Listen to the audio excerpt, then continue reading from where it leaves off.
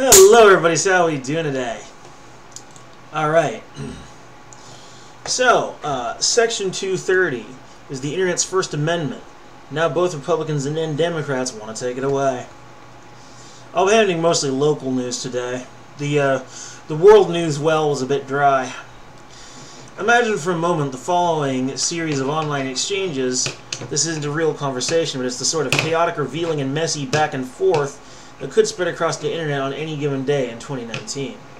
A non-profit immigrant rights group creates and publishes a Facebook invite for an upcoming event, a rally calling on city cops to stop carrying out sex stings at immigrant-owned massage businesses. An LGBTQ activist shares the invite link on Twitter, adding a phone about how transgender and undocumented immigrant sex workers both face especially high rates of abuse. The activist is retweeted by a number of people, some of them add additional comments, many of them supportive. Someone is spamming their mentions with rude memes, but the activist doesn't see it because that jerk has already been muted. When a friend points out the new replies, this is upgraded to a block. A parenting and religion blogger using the handle @ChristianMama96 shares a link to a blog post entitled Biblical Views of Sex and Gender, which she wrote and published on her WordPress blog. In the comments of a Christian Mama's blog post, toasted with a Bluehost plan and a URL purchased via GoDaddy, someone who has been banned from Twitter for violating its misgendering policies holding court about Caitlyn Jenner. A new commenter calls the first an asshole. A comment Christian Mama deletes it because it violates her no profanity policy. Christian Mama blogs gets some new readers from Twitter, where the guy whose comment she deleted has been tweeting at her as part of an extended riff on the religious right. She stays quiet and lets her fans push back, but keeps screenshots from next week's newsletter. Yeah, this is how an empire falls. When people are at each other's throats. It's okay to have differing values and differing opinions, if we can just talk about it like civilized human beings instead of standing in violent opposition. Tribalism in of itself is not a bad thing. It's tribalism with lack of discipline and lack of pacifism that is the ultimate problem here. Meanwhile, the sex worker rights rally that was the focus of the initial Facebook invite is well attended and gets picked up by several media outlets, some of whom embed Instagram posts from the event and video that's been uploaded to YouTube. The articles are indexed by search engines and get shared on social media. In the end, none of the people, tools, nor tech companies mentioned get forced off the internet or hit with lawsuits and criminal charges. Tomorrow, the event invite in such a scenario might be for a Black Lives Matter rally, a Libertarian Party fundraiser, a Mormon church group outing, an anti-war protest, or a pro-life march. The blogger and newsletter creator might be a podcaster, an Instagram model, a Facebook group moderator, a popular YouTuber, or an indie press website. The Twitter tribes might be arguing about the latest rape allegations against someone powerful, the drug war, Trump's tweets, immigration, internet regulation, or whether a hot dog counts as a sandwich.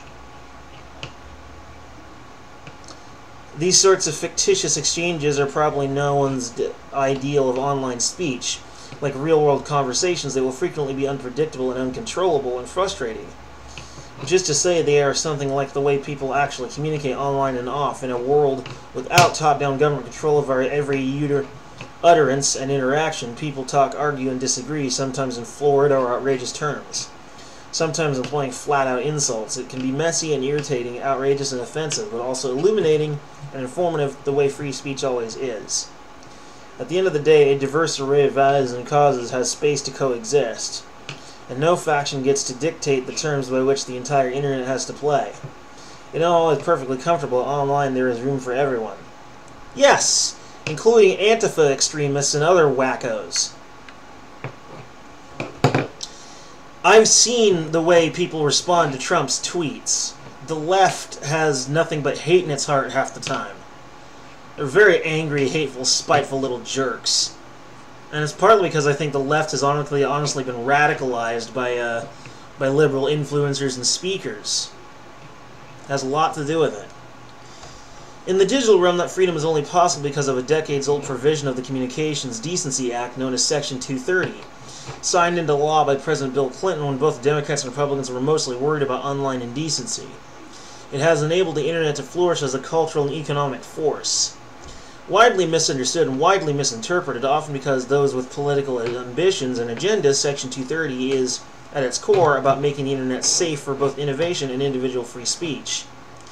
It is the Internet's First Amendment, possibly better, and is increasingly threatened by the liberal right, by the illiberal right, and the regressive left, both of which are now arguing that Section 230 gives tech industry giants unfair legal protection while enabling political bias and offensive speech.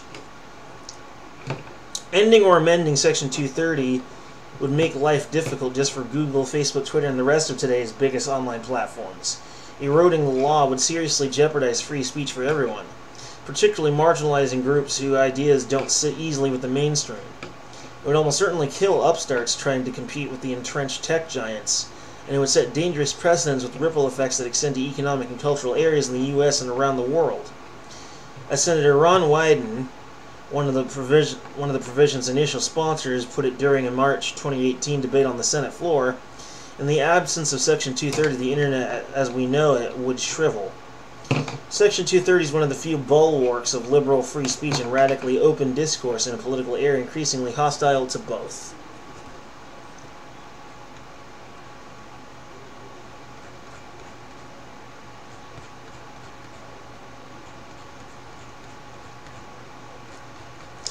Okay, this is a very long article, so I'm going to have to skim some. The Communications Decency Act, CDA, came into being as part of the Telecommunications Act of 1996 and was intended to address obscene, lewd, lasciviously filthy, or indecent material. At the time, mainstream discourse around telecom regulation was primarily concerned with rules regarding telephone companies and TV broadcasts. To the extent lawmakers considered the CDA's effect on the Internet, the focus was on curbing the then new phenomenon of online pornography. Under the CDA, telecommunications facilities could face criminal charges if they failed to take good faith, reasonable effects, and appropriate actions to stop minors from seeing indecent content. The law faced a First Amendment challenge in the U.S. Supreme Court in late 1997, struck down many of the decency provisions entirely by an amendment introduced by Representative Chris Cox. And Wyden, then in the House of Representatives, survived. The amendment was what we now know as Section 230. After touting the unprecedented benefit of digital communication mediums, the statute notes in a preamble that the Internet and other interactive computer services have flourished with a minimum of government regulation. The legislation states that it's congressional policy to preserve the vibrant competitive free market online. The point of Section 230 was to protect the openness of online culture, while also protecting kids from online smut and protecting the web at large from being overrun by defamatory, hateful, violent, or otherwise unwanted content. Section 230 would do this by setting up a legal framework to encourage the development of technologies which maximize user control over what the information is received, and removing disincentives for the development and utilization of blocking and filtering technologies that empower parents rather than tailoring the entire Internet to be suitable for children or majority sensibilities. Congress would empower companies, families, and individuals to curate their own online experience. And that is how we got the Internet that exists today, or at least in the basic framework. Section 230 is probably one of the best things Bill Clinton ever did. Section 230 stipulates in essence that digital services or platforms and the users are not one and the same, and thus shouldn't automatically be held legally liable for each other's speech and conduct. Which means that practically the entire suite of products we think of as the Internet, search engines, social media, online publications, with comment sections, wikis, private message boards, matchmaking apps, job search sites, consumer review tools, digital marketplaces, Airbnb, etc., etc. He goes on for a while.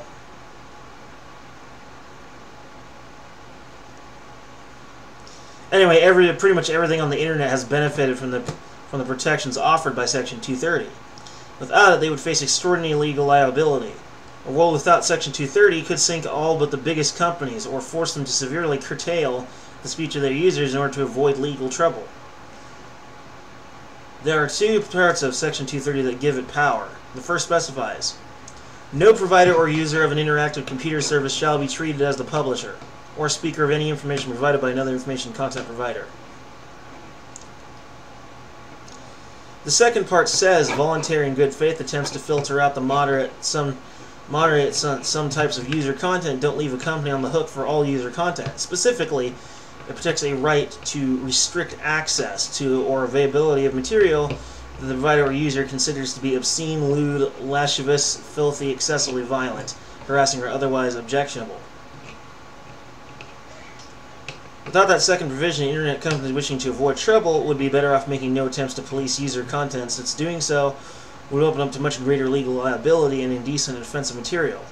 The stuff social giants at least try to filter or moderate could proliferate even more than they already do.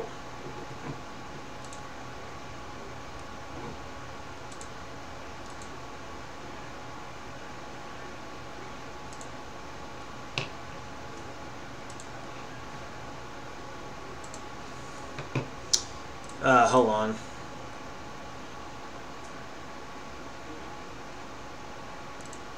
There. Okay. So, let's take a look at what the threat to this is. The threat from the right. The free speech merits of the law haven't stopped lawmakers on both sides of the aisle from attacking 230. Using varying justifications, some claim it allows companies to be too careless in what they allow. Others claim it encourages politically correct censorship by tech world titans. If they're not going to be neutral and fair, if they're going to be biased, we should repeal Section 230, argued Senator Ted Cruz. Last fall, Cruz has helped popularize the idea that only through increased government control over online speech can speech really be free. So he's saying that additional government control would actually make speech more free. Yeah, let's see how well that works out. No U.S. politician has ever been more aggressive in pushing this idea than Senator Josh Hawley, the 39-year-old Republican from Missouri who ousted Democratic Senator Claire McCaskill. In the 2018 midterms, McCaskill was also prone to fits over Section 230, but mostly as part of a tough-on-crime charade. Against online sex trafficking, Hawley has almost single-handedly turned tech industry arrogance generally in Section 230 specifically into a leading front in the culture war. Hawley has repeatedly suggested big social media platforms should lose Section 230 protection, claiming that there is a legal distinction between online publishers. This claim is incorrect. And online platforms, according to Hawley, but not the plain text of Section 230 or the many court decisions considering it. Platforms lose Section 230 protection if they don't practice political neutrality. There can be no exceptions to Section 230, plain and simple. Twitter is exempt from liability as a publisher because it's allegedly a forum for a true diversity of political discourse, tweeted Hawley last November, in a call for Congress to investigate the company that does not appear to be accurate. It's not a publisher, it's a platform. It's subsidized by the government in Silicon Valley. Anyway, you get the picture there. This is a very large article. The threat from the left. What Democrats would do with the power Republicans are seeking matters too. House Democrats have their own plans for Section 230 and just as many excuses for why it needs to be gutted. Russian influence, hate speech, sex trafficking, online pharmacies, gun violence, deep fake videos, and so on. Let's tackle some of the legitimacy of these, shall we? In fact, let's go back to the threat from the right and try and see if any of these are legitimate. If I think any of these are legitimate.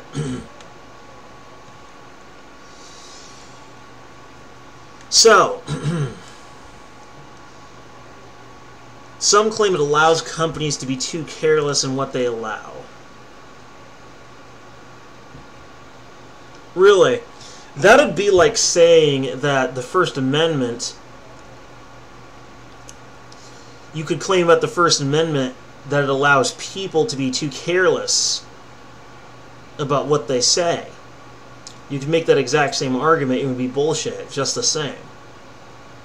And say others claim that it encourages politically correct censorship by tech world titans.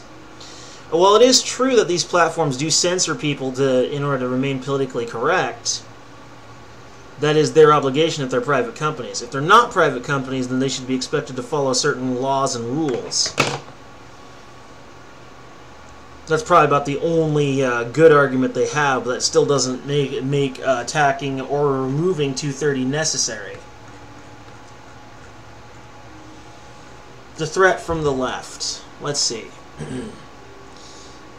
Russian influence. Oh, you mean like the Russian bot left-wing conspiracy? What even is a Russian bot? I guarantee if you asked a snowflake or liberal on the internet what a Russian bot even was, they'd probably stammer and be like, anyone I don't agree with? I mean, they can't even define it, nor can they define hate speech. Like, what does it even mean? What is hate speech? The definition is loose and almost anything can fit into it. It's too much of a catch-all. Sex trafficking. That is a legitimate complaint. Sex trafficking does take place online, especially on the dark net, on the dark web. Online pharmacies, apparently that's a problem. Well, if they're not FDA certified, or if they're selling illegal drugs, that could be a problem. Gun violence. They're blaming gun violence on the internet, of course, because they blame gun violence on everything, including the guns themselves. Deep fake videos and so on. Oh, you mean deep state conspiracy videos? Yeah, those are actually kind of funny. But yeah, the left's arguments for it are even less legitimate. After Facebook declined to take down deceptively edited video of Nancy Pelosi, the House Speaker called Section 230 a gift to tech companies that could be a question mark in jeopardy, since they were not, in her view, treating it with the respect that they should. Senator and presidential candidate Kamala Harris has been pushing for the demise of Section 230 since she was California's Attorney General in 2013. She signed on to a group letter asking Congress to revise or repeal the law so they could go after Backpage for its adult ad section. Like Holly Harrison, bipartisan crusaders against sex work ads offered their own misinformation about Section 230, implying again and again that allows websites to offer blatantly illegal goods and services, including child sex trafficking, with impunity. But anyone who's even spent 15 minutes on the internet knows that's not true. Section 230 permits internet and tech companies like Backpage.com to profit from the sale of children online, and gives them immunity in doing so, wrote law professor Mary Larry in the Washington Post 2 years ago. Backpage and its executives purposely and unlawfully designed Backpage to be the world's top online brothel, Kamala Harris claimed in 2016. Xavier Becerra, California's current Attorney General, said in 2017 that the law lets criminals prey on vulnerable children and profit from sex trafficking without fully facing the consequences of their crimes. But attorneys like Harris and Becerra should know that nothing in Section 230 protects web platforms from prosecution for federal crimes.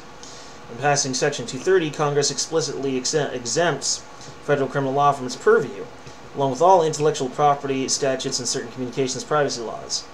If Backpage executives were really guilty of child sex trafficking, the Department of Justice, DOJ, could have brought trafficking charges at any time. Nor does Section 230 protect web operators who create illegal content or participate directly in illegal activities. Those operators can be prosecuted by the Fed, sued in several court, and are subject to state and local criminal laws. Yeah, I mean, there's a lot of lies being spread about Section 230. How 230 makes online arguments possible. I will finish the article with this, probably. Since this thing's huge, I'll put the link that... This thing's big, alright? I'll put the link in the description of this video so you guys can see it. And read it for yourself. Trust me. I'm including all the really important stuff.